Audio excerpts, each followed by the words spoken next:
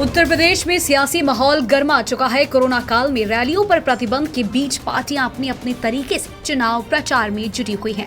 उम्मीदवारों के नाम पर अंतिम चरण का मंथन जारी है। जातीय समीकरण देखे जा रहे हैं, किस पार्टी से गठबंधन करना है और अगर करना है तो कितनी सीटों पर चुनाव लड़ना है। इसके लिए राजनीतिक बिसात पर मुहरे लगाए जा रहे हैं। वहीं इस बीच बीते 2 दिनों से आजाद समाज पार्टी और समाजवादी पार्टी के बीच गठबंधन की खबरों पर शनिवार को तब विराम लग गया जब आजाद समाज पार्टी के चीफ चंद्रशेखर आजाद ने अखिलेश यादव से गठबंधन करने से मना कर दिया और कहा कि अखिलेश यादव को अब दलितों की जरूरत नहीं। अंत समय में मुझे लगा कि अखिलेश जी को दलितों की जरूरत नहीं है। वो इस गठबंधन में दलित नेताओं को, दलित लीडरशिप को नहीं चाहते। वो चाहते हैं कि उनको दलित वोट करें। निराशा हुई कि 1 महीना 10 दिन के बाद उन्होंने कल अपमानित किया। ये दुखद है।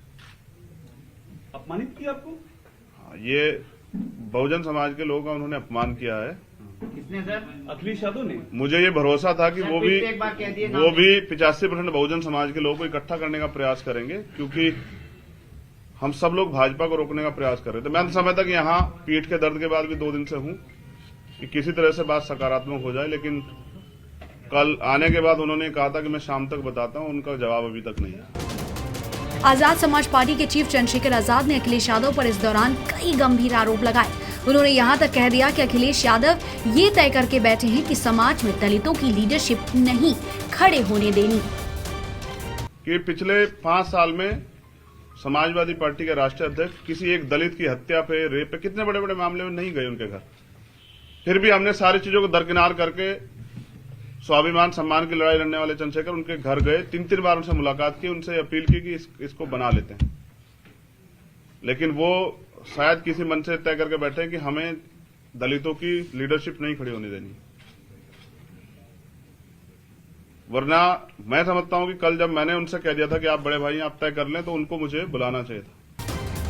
चंद्रशेखर आजाद ने बताया कि उनका मकसद सिर्फ बीजेपी को हराना है। इसके लिए ही उन्होंने अखिलेश से लेकर मायावती तक से गठबंधन को लेकर चर्चाएं की, लेकिन किसी से बात नहीं बनी। लेकिन अभी भी उन्होंने हार नहीं मानी है।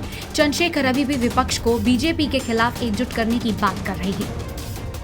अगर आप ये भी सोचते हैं ना कि मुझसे तो नाम लेने की उम्मीद करते हैं, आप जाके उनसे पूछेगा कि आपने ऐसा क्यों किया। जब आप पूछेंगे तो मैं पर्सनली आपको नाम लेके बताऊंगा। मेरा काम है कि जो बटा हुआ विपक्ष है वो एकजुट, और मैं इसके लिए 2 दिन और प्रयास करूंगा पूरी जिम्मेदारी से। नहीं होगा तो भीम आर्मी के लोग आजाद समाज पार्टी को अपने दम पे चुनाव लड़ेंगे। गौरतलब हो कि पश्चिमी यूपी में दलित वर्ग पर चंद्रशेखर का अच्छा प्रभाव माना जाता है। इसे देखते हुए अखिलेश के साथ गठबंधन को लेकर काफी पहले से चर्चा हो रही थी। लेकिन अब देखना ये होगा कि इस गठबंधन पर फुल स्टॉप लगने से उत्तर प्रदेश के समीकरणों पर क्या प्रभाव पड़ता है। INS report.